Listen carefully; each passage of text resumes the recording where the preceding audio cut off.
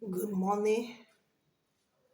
Welcome to Family Weekend Menu. We are trusting God that today, as we are going to look into some couples in the Bible to guide us to see that whatsoever type of relationship you have, sincerely speaking, that kind of relationship existed in the Bible. And there are some things we can learn from them to see how God helped them to navigate and there's no trouble. Today we are going to be looking at Nabal and Abigail. Nabal and Abigail, our first couple that we are going to be looking into, Nabal and Abigail. But before we go into it, can we have a word of prayer?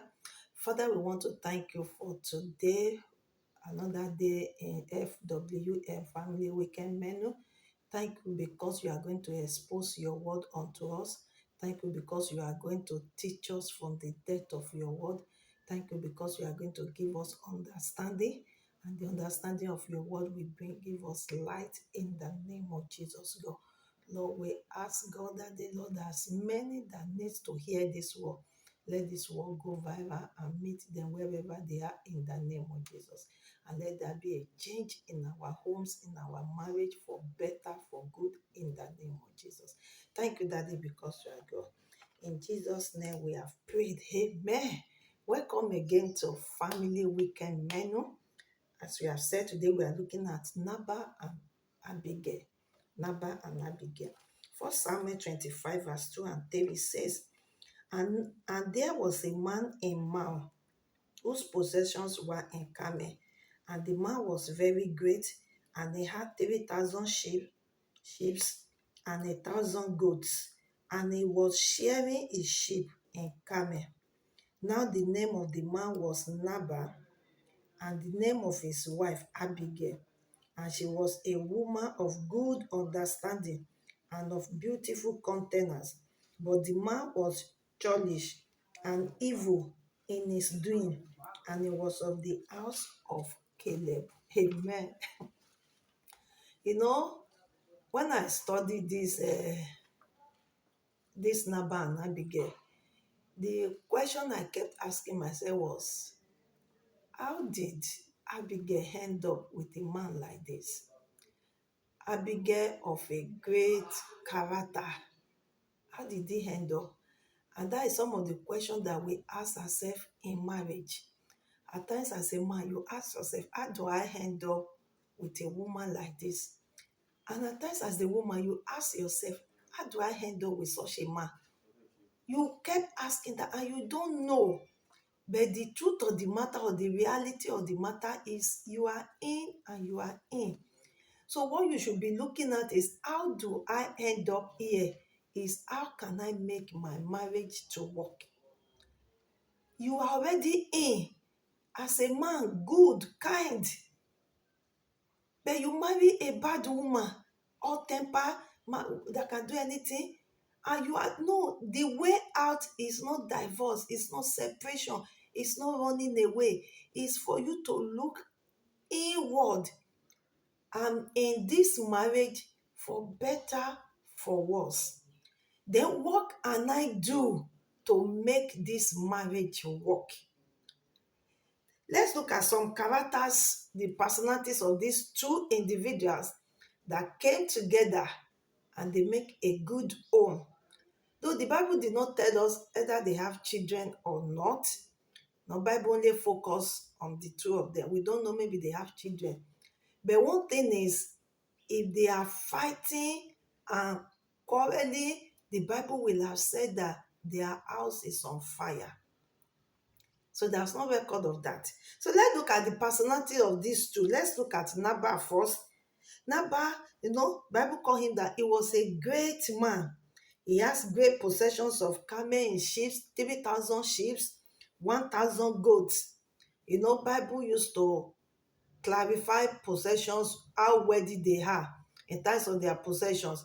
Gold, silvers like Abraham, gold, silvers like Solomon, gold, silvers, timber, all sorts. But in terms of Nabal, His own possession is in animal possession, and majorly in camels and cattle, sheep and goats. And he was so great in it. But let's look at this part, the personality. Bible says he's a selfish man, very selfish. Nothing, as long as that thing does not benefit him, he has no interest in it. He's a selfish man. He's a son of Belial, very rebellious. Verse 17 of 1 Samuel 25. Please, you can take your time to go and read 1 Samuel 25. A whole chapter was devoted to these couples, two individuals. A whole chapter from verse 1 to I think maybe 33 thereabout was devoted to them. Verse 17 says he was a son of Belial. That means that he's a rebellious man. He doesn't obey authority, doesn't obey law, doesn't obey anybody. Very rebellious. He's a stubborn man, very stubborn. Very stubborn man. He doesn't listen to anyone. No man can advise him. His staff, his workers, his wife. Nobody can advise him. He doesn't listen to anyone. He's a man that doesn't care the consequences of his action on his family. Verse 10 and 11. He doesn't care. He said, why will I do this thing to David? Who knows David? Where is David coming from? Forgetting that these consequences can ruin the entire generation. He only think of himself. It doesn't concern him whatever that before his family. He's a man that speaks without caution. Very senseless. He talks anyhow. He's not brave. He doesn't look into the situation and ask her, why will David come to me? Even though if his staff has never mentioned David's name. But David workers told him, this is what we have been doing to prevent your staff, your company, your whatever. This has been the step. Now you are doing sharing. Please remember us, because we are part of the people that make your company to grow bigger. At least he can ask, okay, call me the manager, call me this, call me that. Okay, who is the head of sheep? Do you know this man was a no? He speaks. He's a senseless man. He doesn't think. He just opens his mouth and talk without caution. He's a bad-tempered man. Verse 24. Very bad-tempered.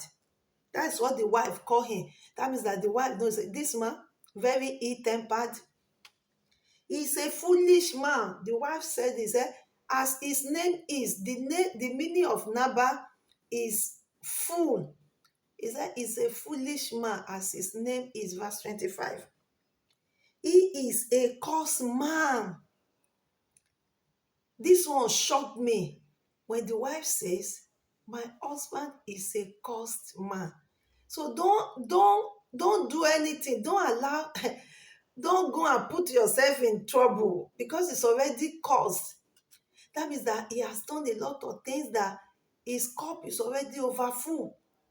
The woman knows that this man is a cursed man. So it's not somebody you cause trouble with. You don't cause trouble with a cursed man. An ill-mannered, uncouth, churlish, evil man. It's an evil man. Then let's look at the Abigail, his personality. The Bible says he's a beautiful woman.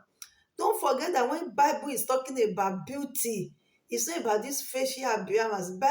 When Bible says somebody is beautiful, they are talking about inward, beautiful in and out. A beautiful woman with that Bible, so that you know that beauty is not talking about that. The Bible says that has the countenance is good to behold.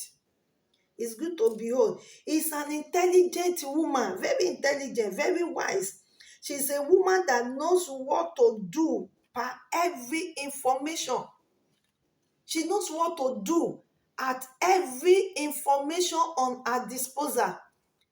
She does not just act anyhow, irrationally. She's an humble woman. Verse 23. The first one is verse 19. She's a woman that takes responsibilities of his action. When she got to David, she did not say, David has spared my life, or only my husband. He just said, I take responsibility of not taking care of your man. Please forgive. She took responsibility. She's a woman. She doesn't know how to put it. She doesn't cast blame anyhow. She first of all accepted that yes, we are wrong because it's her husband that was wrong. So, and the Bible said that what God had joined together, the two of them are now one, no more two. She's a woman of wisdom. She's a woman that knows her ways with words. If you study this First Samuel 25, from verse maybe 22 downward, when Abigail met David, you will be shocked with her words. The way she was able to corner David, the way she was able to calm David down, and David couldn't misbehave again. The way she was able to talk to David, and David was able to come to his senses and say, why do I want to do this evil? She was a woman that knows her way with words. Can you see the great personality here? She's a giver. She's a pacifier. She's a woman that knows how to position herself for better tomorrow. This one shocked me. He said, David, you know you are going to be the king, our next king. And you see, when you become the next king, please remember me. I kept asking myself, how did this woman know that Nabal is going to die? She went home and Nabal, something happened. Nabal was no more. Words was sent to David. David picked her and said, why? She positioned herself and said, please remember me in your kingdom. When you eventually becomes the king, look at somebody that they want to kill. After she was able to navigate, she walked her ways into the heart of David. What a good personality. And like as I said in the beginning, look at these two personalities. There is no correlation. There is no compatibility. There is nothing that is okay. It's because of this one thing that the two of them. Then I was asking myself, is it that maybe the parent, is it an arranged marriage? Is it because of the wealth of Nabal that Abigail married him? What must have prompted Abigail to marry such a man? Why, how come? And these are the situation in many homes. You couldn't imagine it. You are very spiritual. You know how to wait on God, to hear God on every situation. But lo and behold, you marry a man that just jump into this situation. There is nothing like, yes, I'm confident this is what God want me to do. You know how to plan your way to do this. But yeah, you marry a woman that just does anything anyhow. You are not a party person. Now, then, lo and behold, you find yourself in this marriage every weekend. You have to go for one or the other. And you kept asking yourself, how do I end up in this? How do I this? You are a management. You know how to, you are so good in financial management. But you find yourself in the marriage that everything that comes, the woman must buy. And you must buy. You do joint account, it's not working. Then what do you do? What do you do? Is it for you to leave the marriage? No. Is it for you to be fighting every day? No. Is it for you to be nagging and quarreling and disturbing the whole neighborhood? No. What are you to do? Just one thing you need to do. Just one thing. And when you can, if you can, is it when now? If you can apply this thing in your marriage, sincerely speaking, there's going to be peace of mind. There's going to be peace of mind. You need to look inward and ask yourself, what is that thing that I need to do? Because this marriage must work. Don't forget that in this marriage, there's only one person that is a wise person. So the foolish person has nothing to do. Either the marriage is crumbling or want to be, it's none of his business. As long as his life is going, whatever that happens around him is none of his business. So it's now in this case, it's the woman that has something to lose. So she's the one now that wants to preserve her marriage. And the same thing, today is the turn of woman, tomorrow it might be the turn of the man. You are the wise one in this marriage. Then look inward. What do I need to do? This marriage must work. My husband is a foolish man, is an evil man, is a selfish man, is a narcissist, is this, is that, is that. Yes. Nobody is arguing it that this man is not what you are saying. But what are you doing to make sure that your marriage did not crumble? My wife is this, is that, is that. Yes, we are not arguing it. My wife is a waster. My wife is a fighter. My wife is this. She's dirty. She's this. Nobody is arguing this point with you. You are 100% correct, sir. But what are you doing to make sure that your marriage did not collapse? Abigail did just one thing.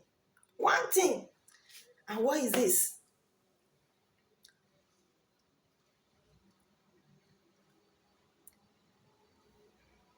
She is a wise woman. She goes for wisdom. Now, this scripture I love so much, Proverbs 1. When you read Proverbs 1, it sounds so funny at times. It said, I, wisdom, I stood at the gate and I'm shouting at my loud voice. I enter your house and I'm knocking the gate. Open, because I want to instruct you. I want to teach you. I want to help you. There is nothing that can help you to navigate these issues than having wisdom. Proverbs 4:7 says, wisdom is the principal things. In all thy gettings, get wisdom. Is the most important thing. When you find yourself in this kind of situation, what you need to do is go for wisdom. Go and get wisdom. Wisdom will teach you how to do it. How to do it. Proverbs 14:1 say, a wise woman built her house, but the foolish one pulled it down with her own hands. A wise man, a wise woman, whoever is wise in this relationship is the one I'm talking to now. I believe the two of you cannot be fool. The two of you will never be a foolish. No, two foolish people doesn't come together. So one of you is wise, and you are the one I'm speaking to this morning. You are the one to build the marriage and make sure the marriage does not collapse. What does wisdom does? Wisdom corrects, it teaches, it directs, it instructs. Wisdom gives you understanding. That's wisdom. Wisdom gives you understanding. It will teaches you, it will direct you, it will guide you, it will correct you, it will instruct you, it will do everything for you. That's what wisdom does. Then what are the values of this wisdom? Why must you go for this wisdom? Why? Because this is the only thing that helps Abigail, the wisdom of God in her life. It helps you to harmonize your life with reality. If you are not wise, you will keep fighting what you're supposed not to fight. Your husband is bad, is evil, is this, is that. When this is the reality in front of you, this man is so self-centered. This man does not have me in his dictionary. This man is this woman is this. This is the reality. But wisdom will help you to harmonize your own life with the reality that you are facing. The reality is who your spouse is and who is you. Then you have to look in and say, who is me? If my husband is a bad, is evil, is stubborn, is arrogant, is selfish, is soulish, is whatever name you want to call him, if that is your spouse, then who are you? Abigail discovered that that is not who I am. Then she has to put the two of them beside each other and harmonize it. It doesn't matter what my husband, my spouse is. This is me. And I'm not going to change my standard because of him or her. Wisdom will help you to harmonize your life with the reality at hand. It enhances your well-being, your happiness, your life satisfaction, your resilience, your well-being. You will know that in this marriage, when you keep fighting the man or the woman, why do you drop plate here? The house is dirty again. This is this. You are not living in good health. Your health is distorted. So wisdom will make you to know that if you want to live long, you need peace of mind. Stop nagging, stop correcting, stop accusing, stop whatever. Your happiness is so important to your life.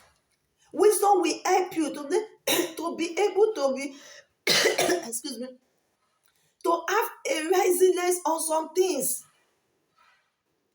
That is wisdom. Everybody will be, I know people will be talking, say, this woman is trial, this Abigail. She doesn't fight the man. Everybody will fight this man except Abigail. Everybody will quarrel this man except Abigail. His staff will have issue with the man except Abigail. And everybody will keep wondering, what is even this woman doing with this man? What is he doing with him? That is her own cross. She knows that I need my peace of mind. And that is why when the man died, Abigail is still young for another man to be able to see her and say, I still love you. She's still young and fresh. She didn't give herself heart attack. No kidney disease, no lung, no heart failure. Madam, cool down. Uncle, cool down. Cool temper. That is what wisdom will help you. It will help you to know that your well-being is of paramount to you in this marriage. Wisdom will help you to improve in your decision making. You see the way Abigail navigates that story. When one of the staff, I want to believe is going to be the head of all the staff that came to Abigail and said, hey, evil has occurred again, hey, this. I know that will not be the first time she's going to be navigating when the man causes issue. She has to plunge into action and make sure that she calms the situation so that there is no fire, there is no smoke anywhere. When she had that issue, look at it. She didn't go to meet that man say, you've started again. You've done this thing. I know, you see, you are the only one that will die. I will not die with you. Do you know that by the time she's still doing that, David will have catch up with them? And the innocent woman will have died with an arrogant man, with an evil man. A righteous woman will have died because war does not know whether you are good or not. Because it's war. And David was coming to wipe away all the family. So Abigail will have died in the cause. She did not have time to say, hey, my husband, why do you do this? God will deliver you. Say that. She plunged into action immediately. That is wisdom. It will help you to in your decision making. You know, this is not time to ask a question. This is not time to debate who is right, who is wrong, what happened. It's a time for action. That is wisdom. And we need it in the home. We need it so much. It's going to help us to navigate unnecessary troubles. Unnecessary troubles. I was reading somewhere, I think it's this morning, I think it should be Proverbs or something like that. It was saying that the wisdom will help you. How did they put it? Wisdom will help you to navigate troubles. It will literally show you the way to go. I was reading it in one other TLB or message translation that I was just laughing. So wisdom will help you to navigate troubles. It will literally hold your hands and teach you the way to go. I think it's Proverbs 3. Yes, it's Proverbs 3. And it was saying it in a way that different from KJV. I was just laughing when I was reading it. Wisdom protects you from unnecessary things. Wisdom help you to know that there is something that you don't just go into. There's something you don't just have time for it. Wisdom helps you to correct to connect your today to your future. This one shocks me when I was doing study. Do you know the way Abigail connect her present to her future? She told David, he said, you are going to be the king.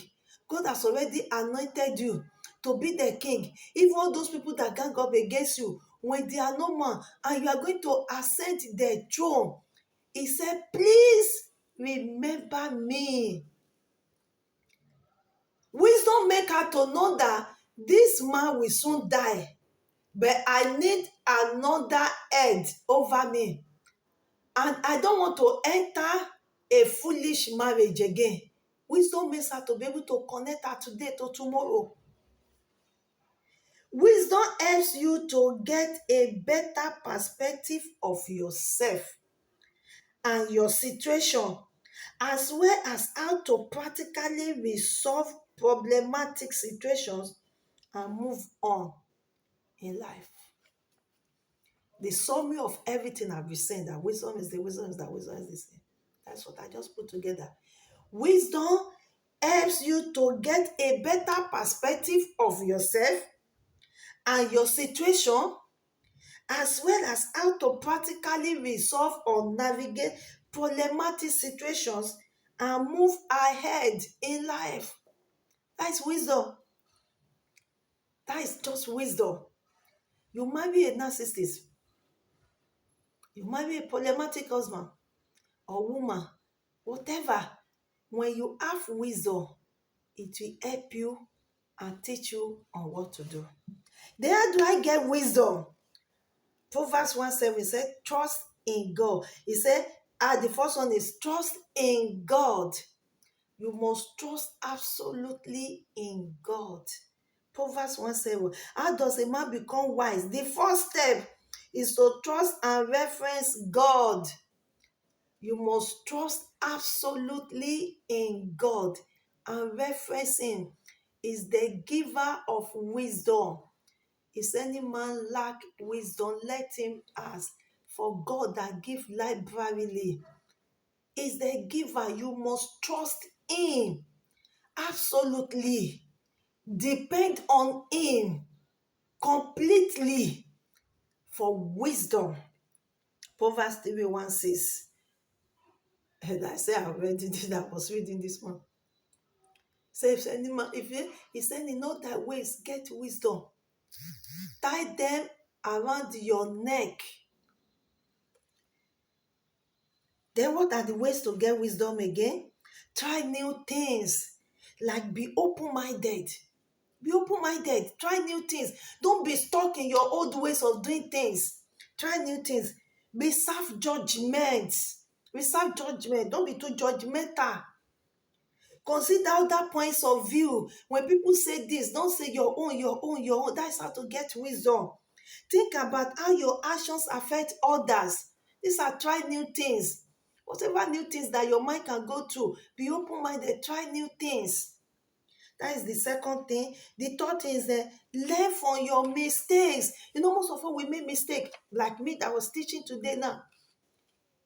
He says, speaking, I must tell you, this, whatever I'm doing on social media came out of a body when my marriage was to collapse. And I was crying, depending on God. God just helped me. I became a shadow of myself.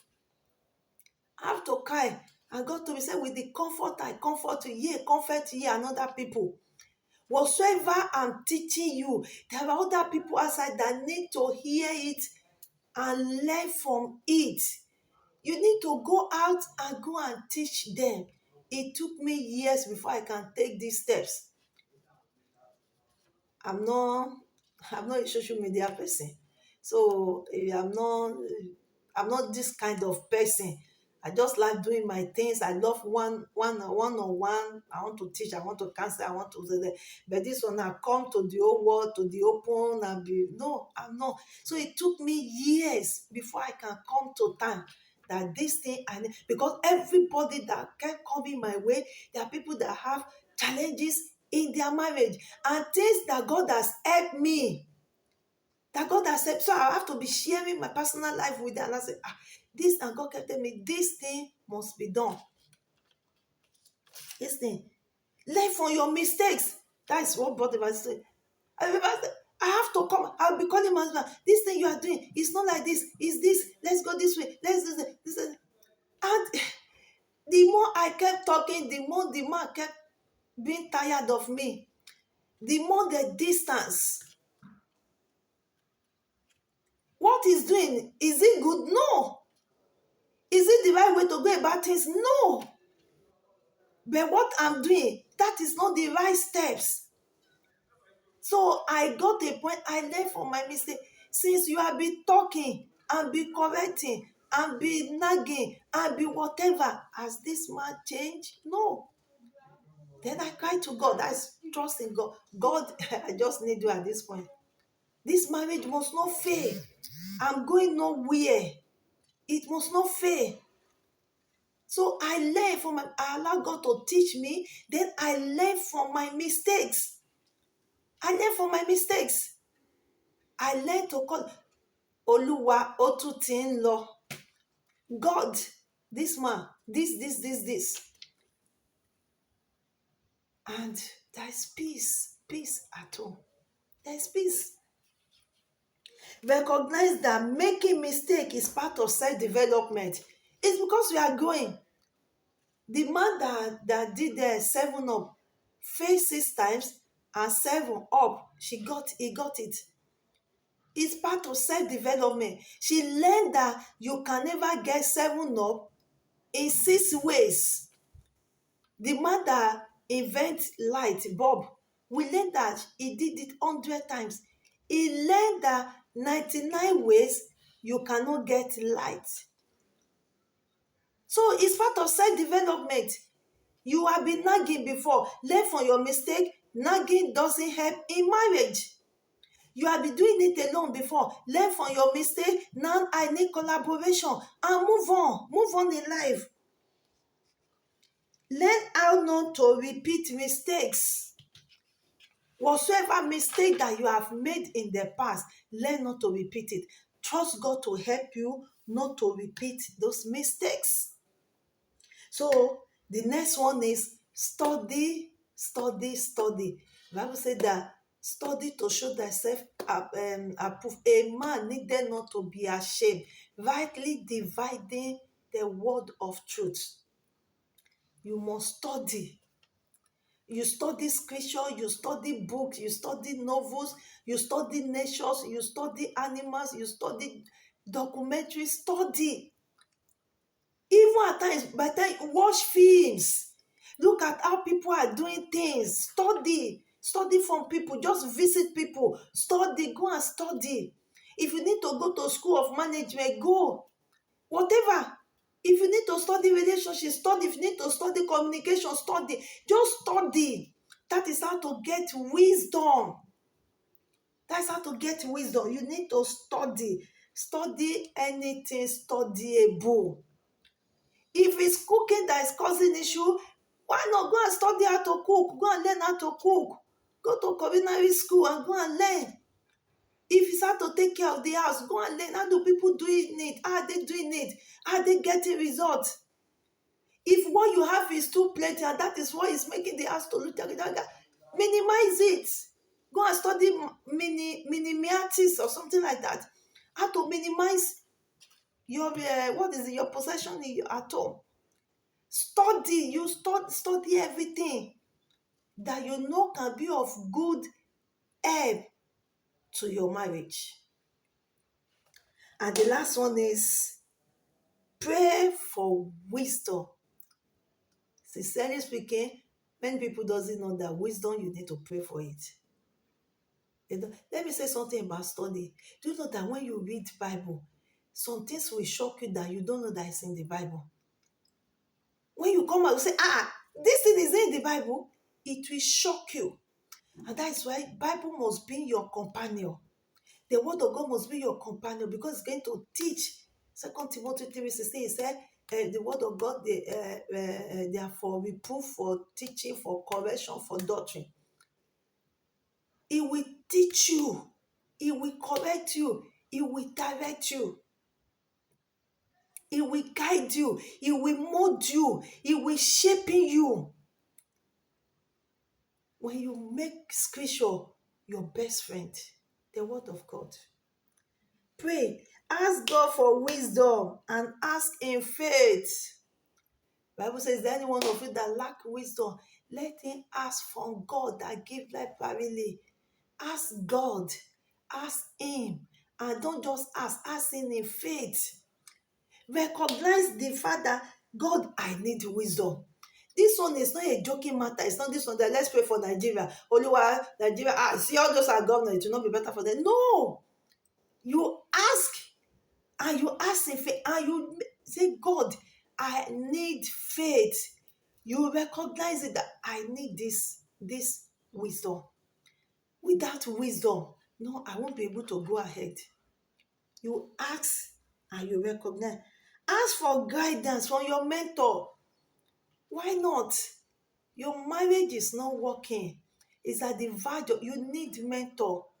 Your pastor, whoever you choose. It might be some couples around you that you value, that you see good things in their home, the way they are doing it. You can choose them. Ask. And I used to tell people that don't seek counsel for your spouse. Seek counsel for yourself. Seek help for yourself.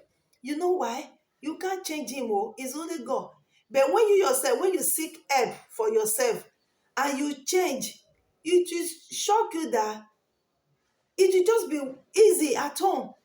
Because all those things that is giving you trouble, that is making you restless, that is making you unconscious, uncomfortable, you will no more see them again. And that means lives will not be good and better.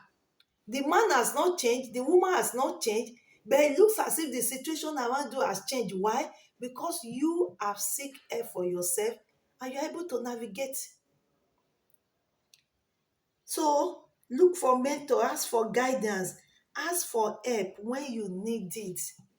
Ask for help when you need it. Don't die in silence. As you are praying for this thing, these are things you need to do. Don't die in silence. When you need help, seek help. When you want to take a decision and you don't know what to do, who are you accountable that you can call? Say, I'm in this dicey situation. I want to do this now. Oh, something. I remember when something happened in my home.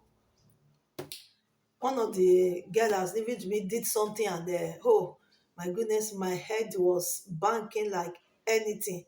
I feel like carrying gun and just shot her dead. How can you do this thing to me with everything I've done for you? People doesn't know that I'm not the one that gave back to her. How can you do these mighty things? How can you do it?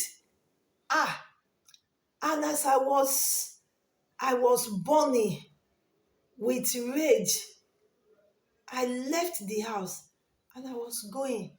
I picked my phone. I called one of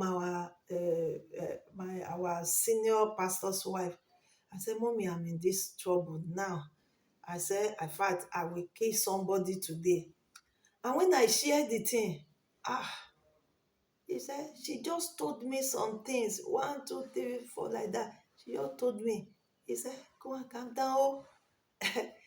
Go and calm down. Allow Holy Spirit to help you. Go and drink cold water. Very good. And by the time she finished counseling me, I was able to navigate that issue. I was able to talk to my husband without fighting him. But I was able to maintain my stand. This is what is going to stand. No issue, no quarrel, nothing. If I did not seek that counsel, I will have caused, maybe I would have been in jail by now. I will have caused unnecessary trouble. You need counsel. You need guidance. You need instruction. You need mentor. Seek it when you need it. As you are praying, these are things that you need to do. And these are things that helped Abigail to be able to stay in that marriage, either for 1 year, 10 years, 20 years. Bible did not tell us the duration. Until the man died, there was no divorce, there was no separation, there was no fighting, there was no quarreling, there was no nagging, there are no running etta-sketa. Everything was going peacefully. Nabal was busy with his own lifestyle. Abigail was busy with her own lifestyle. Why? Because she decided to act in wisdom.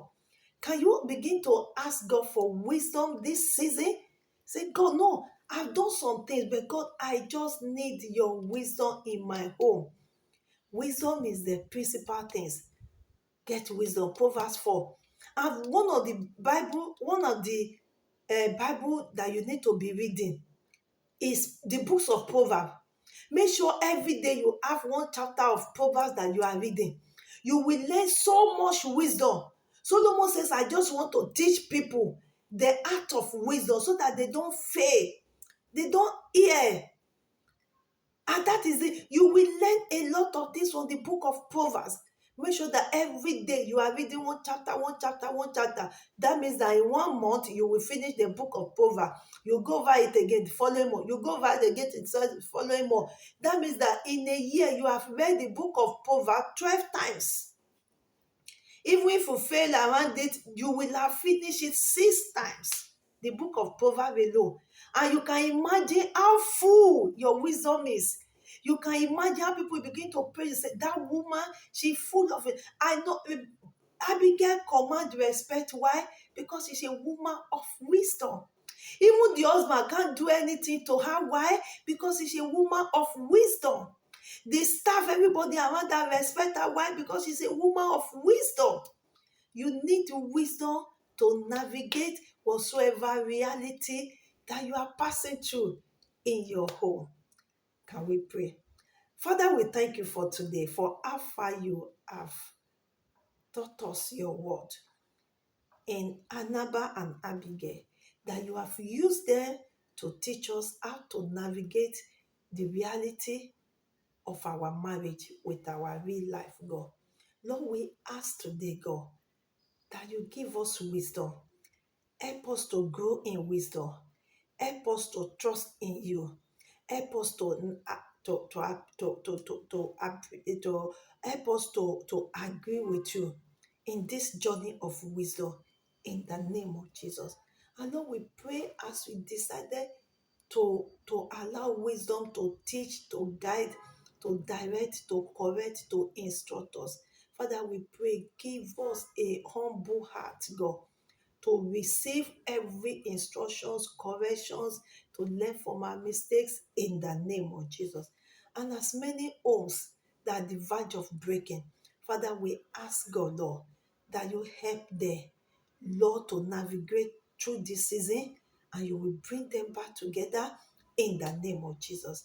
Thank you, Daddy, because you are God. Lord, we give you all the praise. For in Jesus' wonderful name, we have prayed. Thank you for listening to FWM Family Weekend Menu. Please don't forget to share this message. It's so important to the world. They need to hear it this season. Thank you and God bless you. Bye.